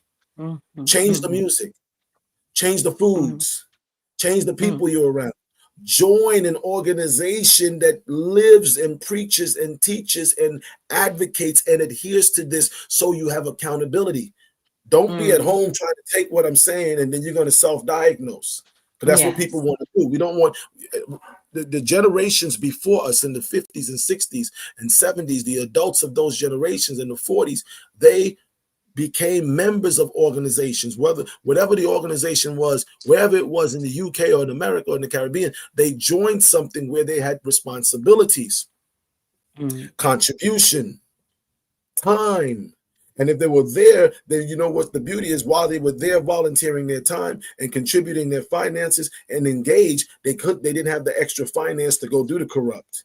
See, if you took Mm-hmm. your money and built the school, you wouldn't have the extra money to order the Go baby to the oil. strip club. Right. You see? But if you ain't got nothing to do, an idle mind in Devil's a world playground. ruled by the devil is the Mm-hmm. devil's playground. Mm-hmm. Mm-hmm. Follow? But if Christ Yes. wasn't sitting around doing nothing all day. Prophet Muhammad wasn't sitting around doing nothing all day. Moses Mm-hmm. wasn't sitting, for those who believe in those names, and for those in consciousness, Dr. Henry Clark wasn't sitting around doing nothing all day. Mm-hmm. You Mm-hmm. see, Dr. Yeah. Joseph Ben Yochanan, Van Sertima, Dr. Van Sertima, these great atonement popes, they weren't sitting around doing nothing all day. They had Mm-hmm. purpose over Yes. pleasure instead Yes. of pleasure Yes. over purpose. So when we take off corruptibility, we got to put on consciousness. We got to put on conscientiousness. We got to read. Ooh, we got to read. We got to investigate. Mm-hmm. Not just YouTube read. That's not reading. That's YouTube. We got to read. Actually take out a book, get a pen, get a thing, and underline and highlight and put a question mark Mm-hmm. And that's the only way we're going to change our condition. Okay. And see, you took it from me again because that's where I was going, and into saying there's layers to restoring the spirit. So a person picking up your book for the first time, because you give rituals in the book, and you tell people how to do these rituals to kind of remove some of these energies or the spirit. But because it's so layered, are you saying the underlining factor is that you have to join something that's going to keep you in line with that thought pattern, keep you in line with that way of thinking? Because if not, you're in the world, that's it. You're going Yeah, to be when we in and of the yeah, world. You're not going to you're going to deviate from that spirit of incorruptibility. You will deviate from that consciousness, from that awareness, and from just that relationship with self and with the most high. So I'm asking, is that what you're saying, is to these layers of restoring the spirit comes with being a part of something? right. And being a part Hmm. of something comes with being around people, right? Most of the Okay. problems when people start having problems is we're not around people or we're not around the right people. When I'm depressed, not me per se, I am, is there anyone listening? When you and I are depressed, often we just want to be by ourselves, Right. believing And so you believing trying to that tell people, well, oh, believing that sorry, go ahead. if I just stay by myself, I'm going to be okay. No, in fact, just staying by myself, I'm going to be worse because then the only Hmm. person talking to me is me, and I already believe either the best or the worst about myself. I already believe the Right. situation is unattainable or unattainable, or I've already attained. People say we got victory over the devil. While you are in poverty, that's a really weird way to look at it. But okay, right? While we're suffering, our kids are getting shot on the street, but God got us, and we don't want. Which God? Right? So it's more than just joining something, it's being around people who are each going to hold each other accountable. If I can read all the conscious books, but if I'm hanging out with people of lesser character, of Hmm. corrupt spirit, they're going to corrupt me. Now I'm going to lie to Hmm. myself and say, "Oh no, I can get through to them." I remember you and I were talking one time, and you said that to me. I'm going to go help out the people. I said, "No, you're not. Not around me. You're not." And you was like, "No, I'm going to go reach them." I said, "No, you're not. No, because I come from." I said, "You are not going there to help nobody. We'll send the birds. We'll put a little note on the bird's foot. Here's help. Meet me." No, because we This is think true. we think we can go into these environments with all of our righteousness, but we don't understand energy is neither lost nor destroyed. It's simply transferred from one body to the next. So if you are one out of 10 people, the other 10 people are fully engaged in debauchery and corruption, and you, Mrs. or Mr. Righteous, and your energy will be Hmm. corrupted because there's more of them than you. Yes. Yeah, I know Now, that. you Yeah. can have 9 people that are righteous and one person corrupt, and they can also taint you. People say, "What do Mm. you mean?" All right, if I take a bottle of water, pure water, they just won't call it whatever, pure, alkaline, pure, depending who's telling it, who's selling it, right? Pure water, Mm. and I drop 1 drop of poison in the water. Would you drink it? No. No, because it's poison, right? Very good. Hmm. Now, impure water, and I drop 1 drop of purity in it. Would you drink it? No. No. Still. So righteousness does not have a compromise. Mm. Sometimes we want to compromise our integrity. We want to compromise Mm. our purity. You can't have Mhm. you can have a gallon of water. I got this big barrel of water, huge Mm. 50-gallon barrel, and it's pure water. And I say, I'm going to take this one little droplet of poison. Drink it. Mhm. You'd be like, I'm not drinking that, got poison in it. But that surely the poison will dilute inside of the Yeah. 50 gallons of water. And you're like, I don't know, you drink it. I ain't drinking that. Mm. Okay. Same way Mhm. again, 50 gallons of putrid water. And I Mhm. pour a bottle, 1 gallon of clean water. So the issue most people have is we think we can be kind of right. We Mhm. think the devil has tricked us into believing Hasatan or Iblis or Zazil or Zuan or Zeus, right? Tricked us into believing we can be kind of righteous. And I was taught Right. either you're all right or you're not right at all. It didn't say Mhm. put on a little bit of incorruptibility. It says put on incorruptibility. So we have to All of it. become purified. We can't have a drop Mm. of poison. And the way to do that again is what we're learning, what we're Mhm. reading, what we're discussing, the environment we're in, and who we are around. I want Mhm. to be And around people that's that are kind of speaking hard life. to say. I'm just responding because it's hard to say, especially for people who are going through these different challenges, such as anxiety, such as social anxiety, things like that. It's like, well, you telling me to come around people, I don't even want to be around nobody, and Oh so no, I it leaves. disagree. I disagree. I disagree. No, the issue is being told what to do and being held accountable. Let me tell you why I say that. The Mm, people who be like, no, okay. I don't want to be around nobody because anxiety is social anxiety. We're having a party, liquors to the end. Oh my God, such and such is going to be there. That person is dressed up, ready to go. They out the front door, all the anxiety gone. So that I disagree. It's mind over the matter, meaning my mentality. Hmm. Most Hmm. of us, and we've all been there where we don't want to have to go through the work, through going overcoming the obstacle because it's sometimes it feels so hard. That's all. The devil got a better packaging. His propaganda is better, right? Evil is packaged so well because it caters to our laziness, our lack of wanting to go get it. Evil is like, yo, it's fun, it's in your face, but it's really not fun. If you look at what fun means, you'll understand, right? What kind of fun? It's in your face and it's loud and it's boisterous, and you take some ecstasy or some Molly or some weed, and now you just feel so loose. You took a couple of shots, a couple of drinks, and you can lay your hair, lay your hair back or some weird thing about hair, right? All of these things. This is something that they're propagating. We've got to make righteousness attainable. Righteousness is not hard. Righteousness is not boring. Righteousness is not hard. But if my mind is nothing but evil continually, I got to go and clean my heart. I got to clean my mind. The Quran says, El Afida, the inner heart. The African theology of, or what they call African original Egyptology of the Nile River Valley said the Ab, the spiritual heart. We have to go inside and address the spiritual heart, address the personality, address what's at our core, address what is going on.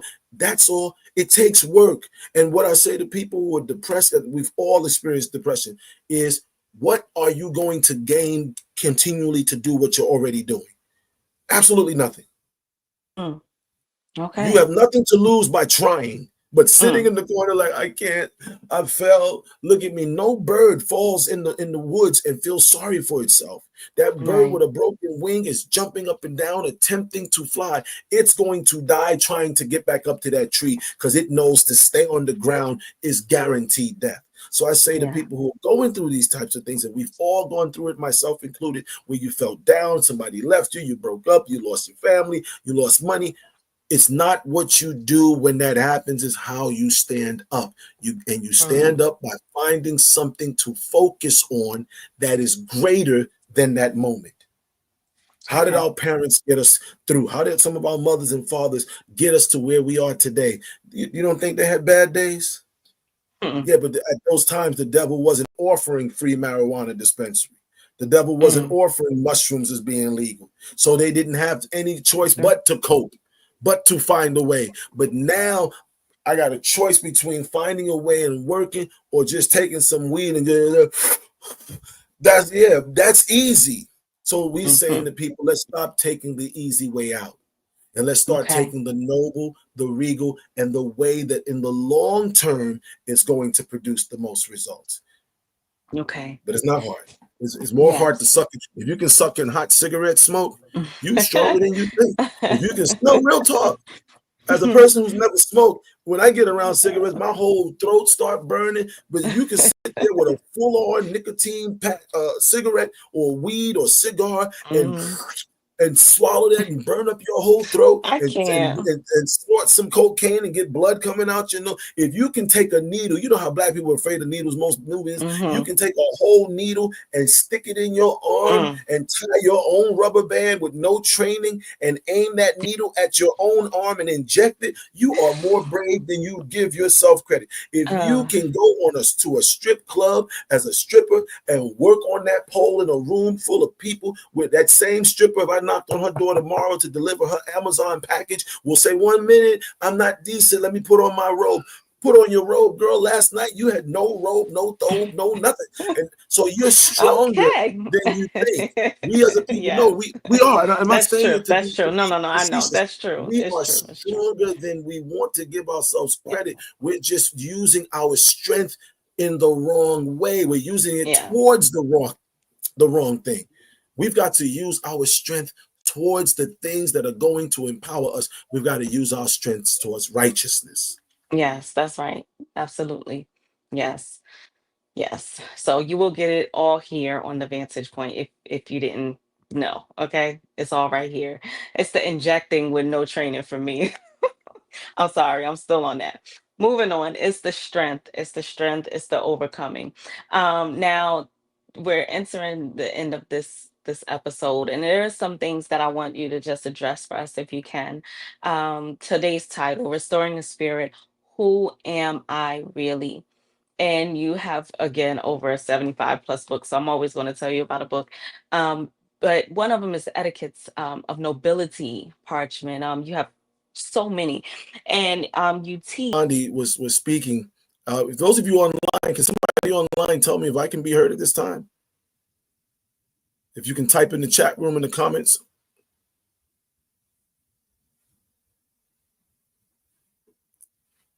I believe I can be heard still. But I think Sister Azadi may have gotten knocked out. So for those of you that are hearing us, what we want to be very clear about, thank you, Sister Kim, online, we want to be very clear in the Vantage Point is to get people to understand we have more power to be able to change the world, to change our individual and personal and collective world for the better.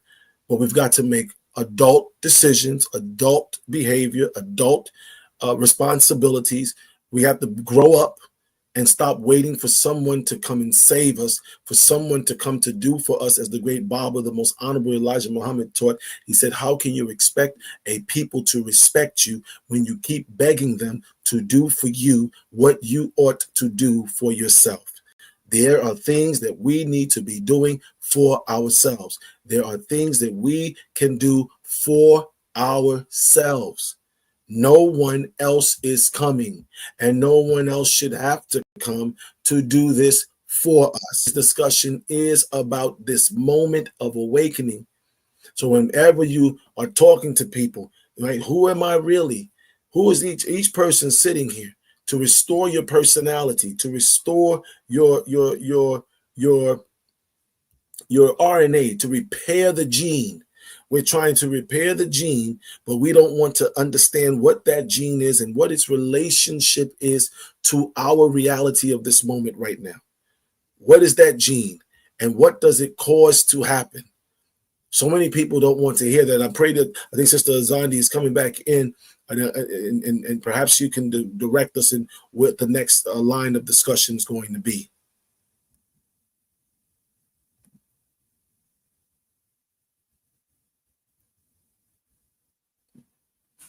You're still muted.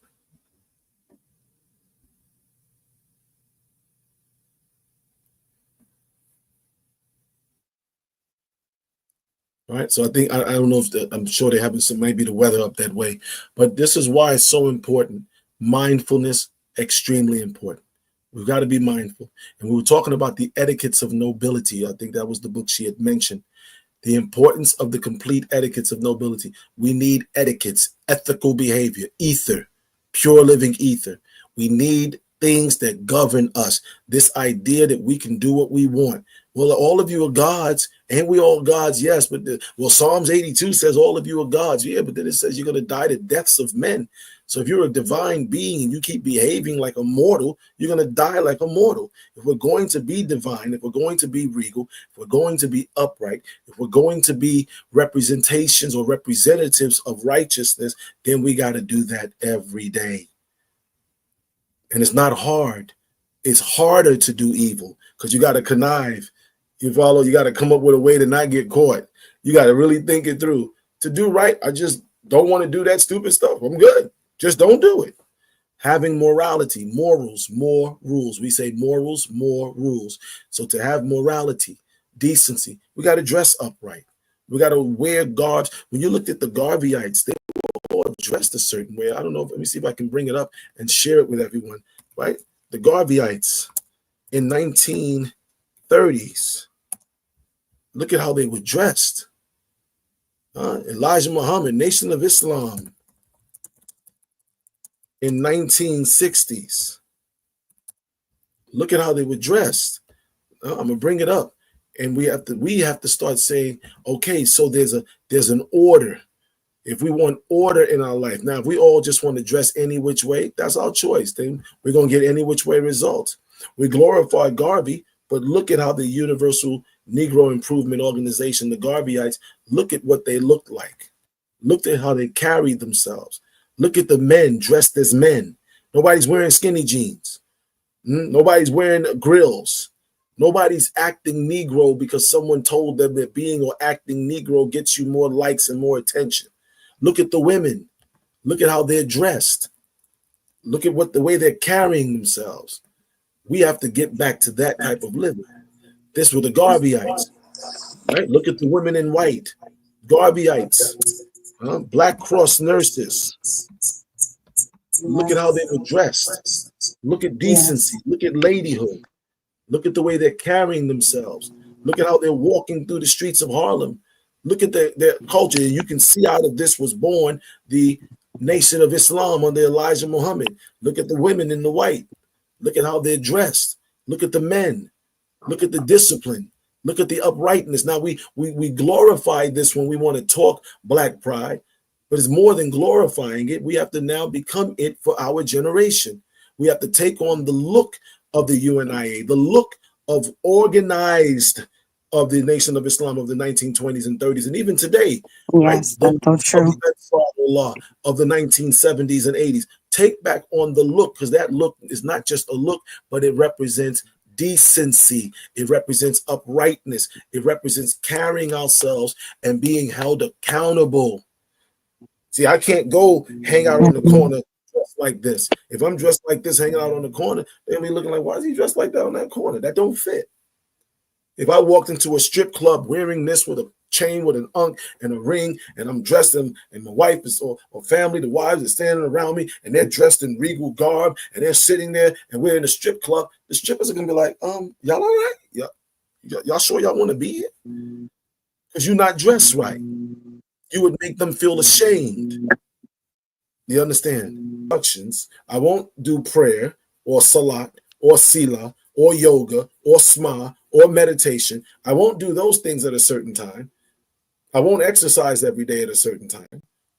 I won't walk every day at a certain time. I won't eat certain foods every day a certain way. I won't do certain behaviors, but when things get real bad, I will smoke the cigarette on time. When people have smoking addiction, they take every smoke break. You don't even got to tell them it's smoke break time. Their body tells them. Yeah, Right? that's true. When it's weed break or weed time, I guess, stripper time, on time. Right? Being at the strip club on time. Ain't nobody be late for the strip club. Nobody be late for these things. So we have the discipline. It's there. Yeah. It takes discipline to do those things. It takes discipline to take your prescription. Right? If I'm a diabetic, I have to take my insulin at a certain time or my glucophage at a certain time.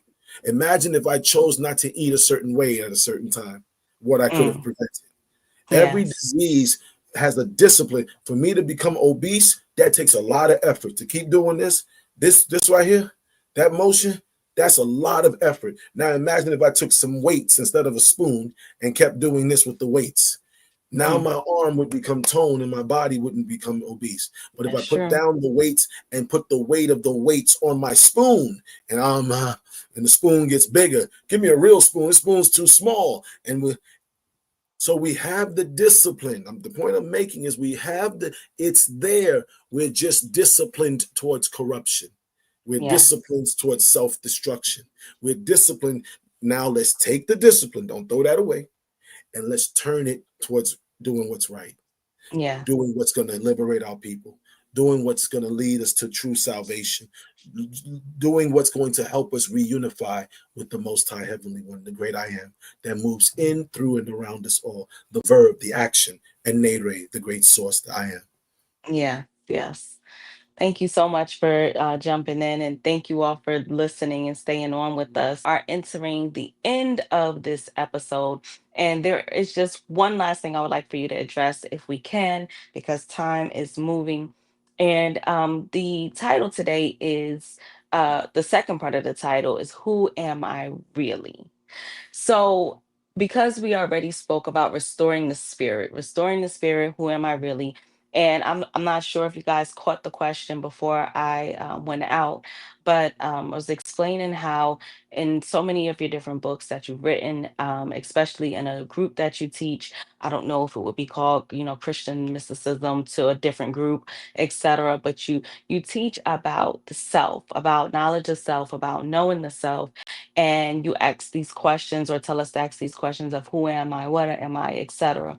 So for a person beginning on this path and journey of joining something, aka the Holy Coptic Church of Black Messiah, um, knowing who am I, how do we undergo that process, and what does that look like? Because you have so many voices, so many thoughts, so many influences, all of these things happening. So, knowing who I am, that knowledge of self, and getting to see the real me, can you please speak to that? Well, I'll tell you what, the great Baba Neely Fuller, he wrote a book called The Counter Racist Code. And the great Elijah Muhammad is also a great psychiatrist named Dr. Guy Janti. And Dr. Janti, he speaks about this thing called your default, right? People are going to go back to the behaviors that's more foundation within their character or nature or environment. So when we start talking about it, we say we got to get back to zero. The greatest thing I can say to a person is Barbara Henry Clark. He in his writings, he spoke to this idea of what is it that we can do? At what point are we? Right? What is it that we're dealing with? We're trying to find our way. And he said the way you do it is you begin by saying, everything I have been taught has been a lie. Looking at the society and saying, presume everything you've been taught has been a lie, and begin to tackle. So everything about relationships, if I'm 20, 30, 40, 50, 60, 70 years old, and I've been in relationship after relationship, and it just don't last a week or two, or a month or 6 months, and then a new one, and then a new one, and then a new one, obviously there's something flawed in my approach. Thus, everything about relationships I've been taught has been a lie. Boom. So I want to get on my relationship thing. I'm going to seek out Bibi Shahrazad Ali, one of the greatest relationships experts anywhere. In fact, the late Kevin Samuels, he was always talking her name and praising her, and they were working on some things before his untimely demise. And she and all of these people speaking on relationship stuff on social media now, everybody act like they don't got it from her. She wrote 2 books, Black Man's Guide to Understanding the Black Woman, Black Woman's Guide to Understanding the Black Man. A melanated person who wants to repair relationships or start choosing better or understand why I'm behaving the way I am as a man or you're behaving the way you are as a female, you need to read those 2 books, hands down, no ifs, no ands, no buts about it. If you're a person who feels that you're being marginalized by society and you're being attacked and someone's making you look a certain way, feel a certain way, the ISIS Papers, BB Dr. Frances Cress Welsing. She's going to tell you what it is and how it's been constructed. If you want to understand why the areas of things that we use in society, from religion to economics to politics, and how it's being used and what we can do to counter it, Dr. Neely Fuller, Counter Racist Code, Compensatory. I would get that. If you want to say, oh man, Black feminists are this and we Black women got to do better, BB Dr. Clenora Hudson Weems, Africana Womanism. If you want to talk Yorugu, the culture of understanding the white psyche and how it's used to promote racial holy war against Yorugu, BB Dr. Marimba Annie. If you want to understand Black spirituality and the need for Black Bible, the need for a Black Bible or Black scripture, Baba Dr. Yosef Ben Yokan and Dr. Ben, the need for a Black Bible. If you want to know who betrayed the African consciousness, because we were doing good in the 40s and the 50s and the 60s and the 70s, we were getting there, and then all of a sudden something happened, and we don't know where we ended up. But Barbara Yes. Henrik Clark, Dr. John Henrik Clark, he wrote a book, Who Betrayed the Black Consciousness and Liberation. If you want to understand the bedroom and the bedroom conversations and how we should interact with each other in the bedroom and sex, and how to use sex as a sacred energy exchange to give endorphins and to give power, and not as a punishment, or I give you or I don't give you, and all that crap that people think they use and it don't really work, because you're going to lose the person any damn way when you do stupid. Then you got to read The Science and Art of Sex as taught by the Men Priesthood from the Holy Coptic Church of the Black Messiah. If you want to find out who you are as a Black man or Black woman and this condition and how you got to get the Message to the Black Man by the Bible of the Most Honorable Elijah Muhammad. If you want to understand your desire to be an African, or are you an African? Is Africa born in you? Then you got to read Africa for the Africans by Baba Marcus Mosiah Garvey and Amy Jacques Garvey Beebe. If you want to understand the psyche of what's going on with Black boys and who's manipulating, you got to read the writings of Dr. Amos Wilson. See, it depends on what disease or what illness in yourself that you recognize that you're trying to solve.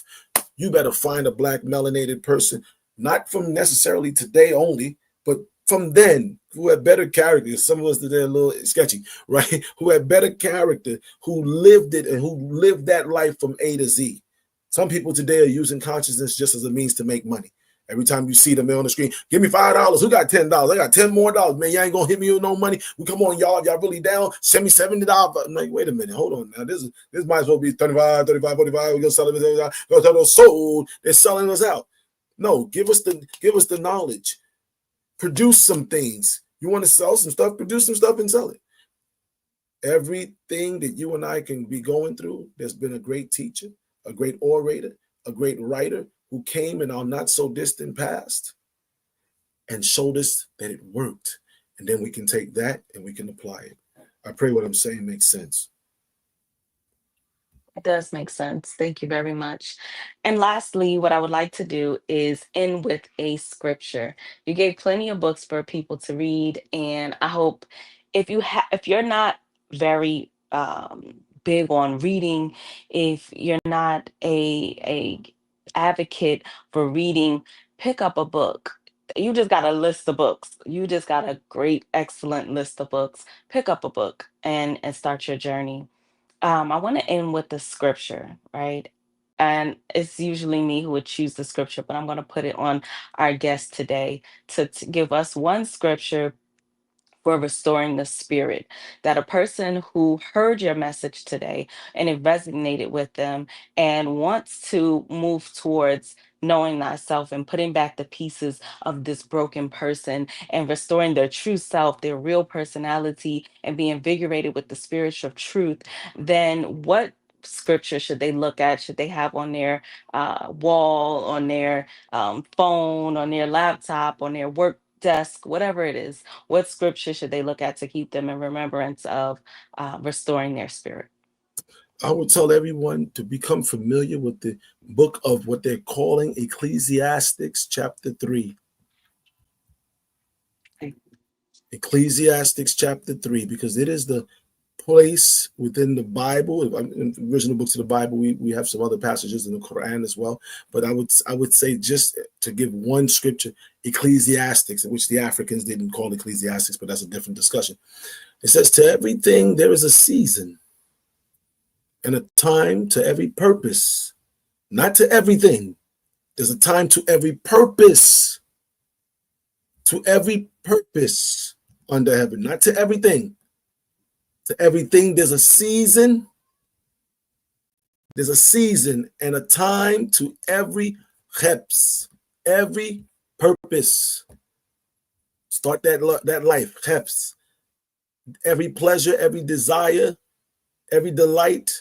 There's a purpose, you see, under the heaven, a time to be born and a time to die, a time to plant and a time to pluck up that which is planted, a time to kill and a time to heal, a time to break down, a time to build up, a time to weep, a time to laugh, a time to mourn, a time to. So this Ecclesiastes chapter 3, I would end with that and say to everyone, What time are you in? Are you in your time to laugh, or are you in your time to cry? You want to stop crying? You better shift towards what energies and things and behaviors are going to bring about laughter. If you're sick, you better get with those things that's going to bring about healing. Because it says a time to kill and a time to heal. So if you're going to live in the kill zone, you're going to live with kill behavior, you're going to live around killing energy, then don't expect to be healed. There's a time to laugh, a time to dance, a time to gather, a time to embrace. Are you in the moment of embracing true faith? Then there's a time to refrain from embracing, so I can embrace true faith while disengaging and no longer embracing lies. A time to get what? A time to lose what? A time to keep what? A time to cast away. Time we cast away ignorance. A time to tear, rend, a time to sow, mend. A time to keep silent, a time to speak. A time to love and a time to hate. I hate unrighteousness. I hate evil. A time of war and a time of peace. So we have to decide, each person, each of us that's listening today, what time are you in? What time am I in? What time is this? We call this the latter day in time.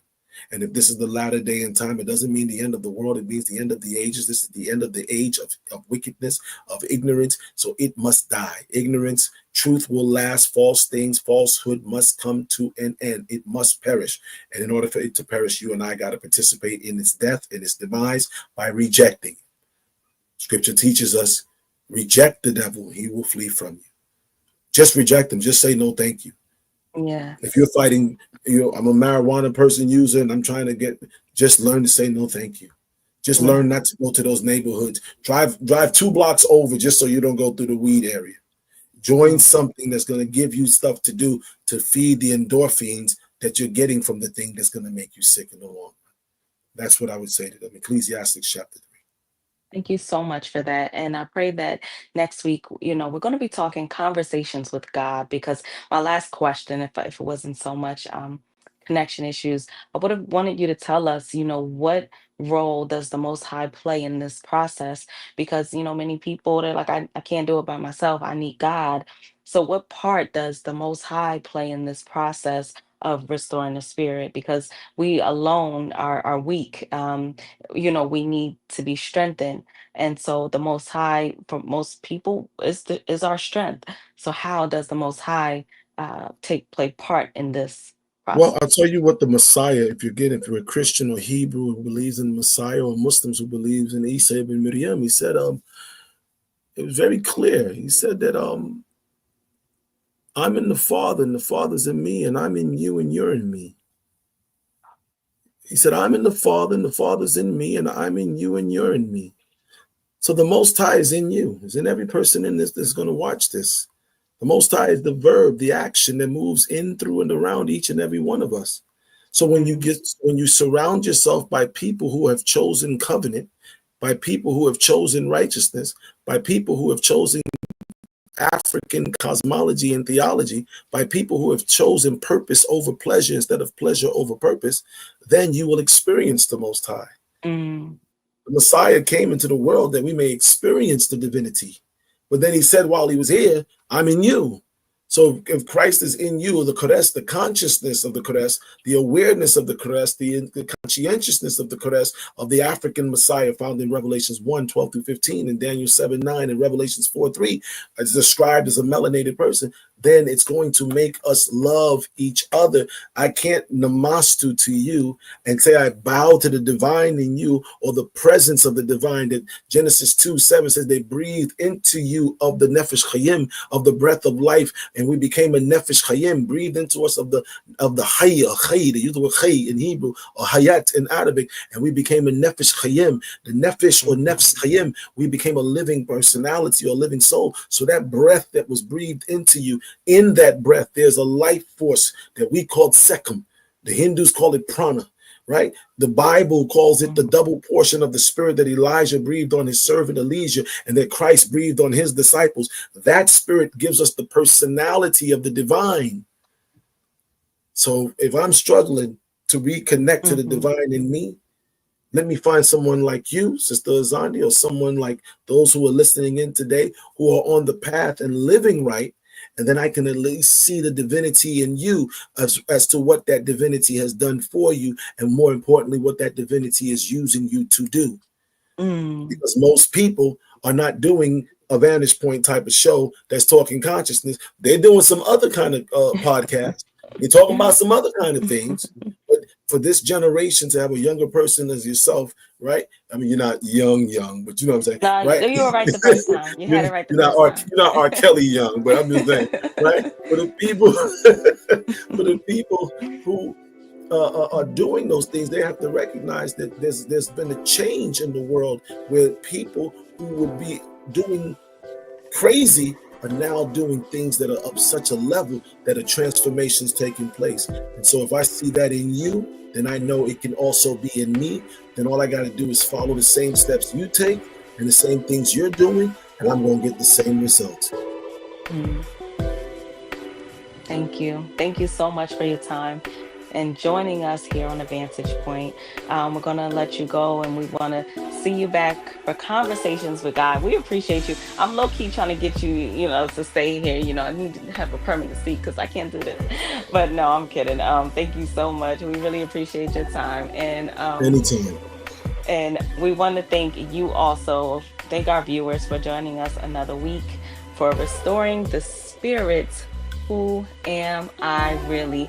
I pray that you got a little bit of insight as to how to begin the journey of restoration, how to begin the journey of just awakening to your true self.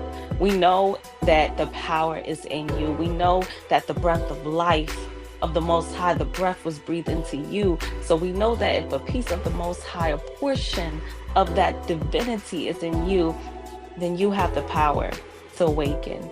So let's do it together here on the Vantage Point. We'll see you next week for Conversations with God. I'm your host, Azandi Malenki, and it's been real. Peace and blessings. See you all next week.